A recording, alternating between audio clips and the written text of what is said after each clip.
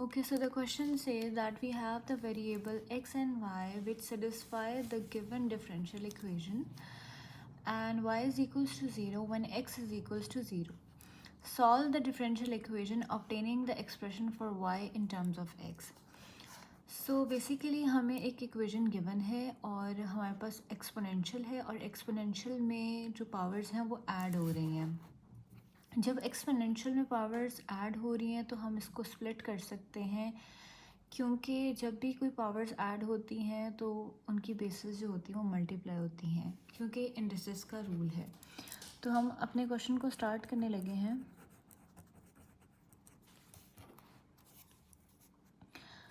हमें given equation है differential equation जो कि एक्सपोनेंशियल 2x प्लस वाई है.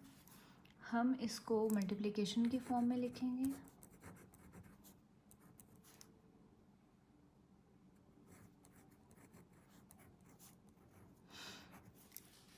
इस तरह हमारे पास x और y दोनों की टर्म्स जो हैं वो अलग अलग हो गई हैं, तो हम इजीली जो है इनको इंटीग्रेट कर सकते हैं. तो हम सिंपली क्या करेंगे कि y की टर्म को इधर ले आएंगे और x की टर्म को इधर ले आएंगे. तो हमारे पास आ जाता है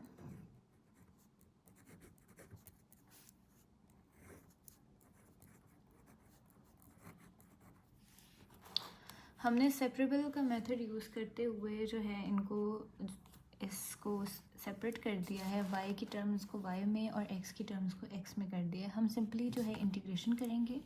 एक्सपोनेंशियल की इंटीग्रेशन काफ़ी इजी होती है. हमने सिंपली ये फार्मूला यूज़ करना है.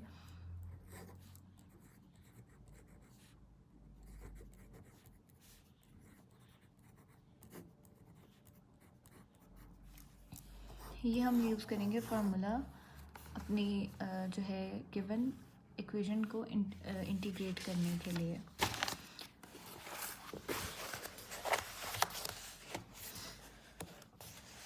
तो जब हमने उसको इंटीग्रेट किया हमारे पास आ जाता है, क्योंकि हमारे पास माइनस वाई था हम इसको इस फॉर्म में भी लिख सकते हैं. तो माइनस वाई आ गया और यहाँ पे डी वाई आ गया और यहाँ पे E is equals to 2x और dx आ गया. जब हमने इसको इंटीग्रेट किया, इसको एज इट इज़ लिखा, जो हमारे पास एक्सपोनेंशियल की पावर थी वो नीचे डिवाइड हो गई और यहाँ पे 2x आ गया और यहाँ पे हमने जो भी x की पावर थी x के साथ था नंबर, हमने सिंपली उसको डिवाइड किया और यहाँ पे हमारे पास कांस्टेंट आ गया.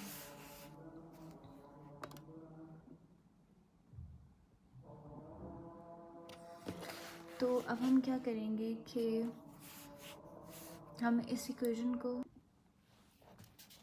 तो हमारे पास ये इक्वेशन थी. हमने क्या करना है, हमने इंटीग्रेशन कर ली है. अब हमें गिवन वैल्यूज़ थी इसमें कि हमारे पास y इज इक्वल्स टू 0 है और x इज इक्वल्स टू 0 है. तो हम इक्वेशन के अंदर x को और y को पुट करेंगे. Putting x is equals to 0 and y is equals to 0. हम इसके कोई इक्वेशन का नाम भी दे सकते हैं, लेकिन ज़रूरी नहीं है. हम इसको बस सिंपली इस इक्वेशन के अंदर पुट करेंगे x को और y को. तो जब हमने 2 और इनकी वैल्यूज़ को पुट किया तो ये हमारे पास ये चीज़ आ गई. और जब हमें पता है कि किसी की पावर 0 हो तो वो 1 होता है, तो ये सिंपली हमारे पास -1 आ गया और यहाँ पे भी यही चीज़ हुई. तो 1/2 प्लस k. हमारे पास k कांस्टेंट की वैल्यू आती है 1 - 1/2 और k की वैल्यू आएगी हमारे पास -1/32. ये हमारे पास k की वैल्यू आती है. सो अब हम क्या करेंगे, हमने जो हमारे पास k की वैल्यू आई है वो हम अपनी इक्वेशन के अंदर पुट करेंगे, जो कि हमारी इक्वेशन है. अब हम इक्वेशन के अंदर इसकी वैल्यू को पुट करने लगे हैं.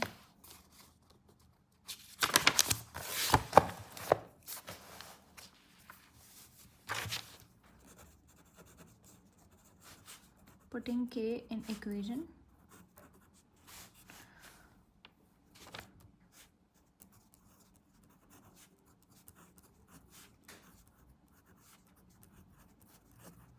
अब हम क्या करेंगे कि हमने लॉग लेना है बोथ साइड्स पे. तो हम लॉग को बोथ साइड्स पे लेंगे. पहले हम क्या करेंगे कि इसको हम जो नेगेटिव है इसको हम इस साइड पे लिख देंगे, बल्कि हम इस वाले नेगेटिव को इधर पहुंचा देंगे, क्योंकि हमें एक्सपोनेंशियल के साथ कोई नेगेटिव नहीं चाहिए, तो हम इधर हमने बेसिकली क्या करना है, हमने y को सब्जेक्ट बनाना है, क्योंकि हमने y को सब्जेक्ट बनाएंगे तभी हम इन टर्म्स ऑफ x को फाइंड कर सकते हैं। तो हमें y को नेगेटिव किसी सूरत नहीं रखना, तो हम y जो है सिंपली इधर गया और यहाँ पे ये चीज़ आ गई। तो जब हम नेगेटिव को मल्टीप्लाई करेंगे इनके साथ तो हमारे पास 3 जो है वो पॉजिटिव आ गया और ये हमारे साथ ये नेगेटिव हो गया। अब हमने क्या करना है, हमने लॉग लेना है बोथ साइड्स पे, taking ln on both sides.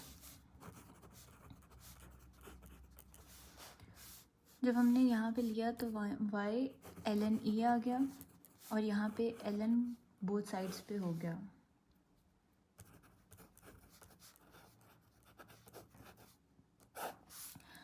तो हमें पता है कि ln e जो होता है वो बेसिकली क्या होता है, वो 1 होता है। हम इसको यूज़ करते हुए 1 ln e 1 इधर 1 आ गया और हम क्या करेंगे कि y को हमें पॉजिटिव बनाना है, तो y जो है वहाँ पे जाके नेगेटिव हो गया। तो ये 3/2 e⁻x/2। हमें पता है कि यहाँ पे -1 है, तो -1 मीन्स हमारे पास ln के साथ -1 मल्टीप्लाई हो रहा है। तो हमें पता है कि जब लॉग के साथ कुछ मल्टीप्लाई हो तो वो उसकी पावर में लिखा जा सकता है। तो हमने y को पॉजिटिव भी रखना है, तो इस वजह से हम -1 की पावर को ऊपर ले जाएंगे। तो हमारे पास बन जाएगा y = ln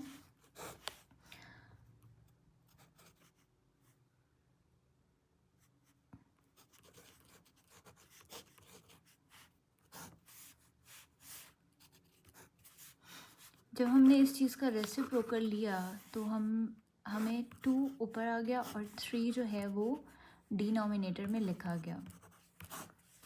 तो ये हमारे पास y आता है इन टर्म्स ऑफ x और यही हमारा फाइनल आंसर है। Thank you.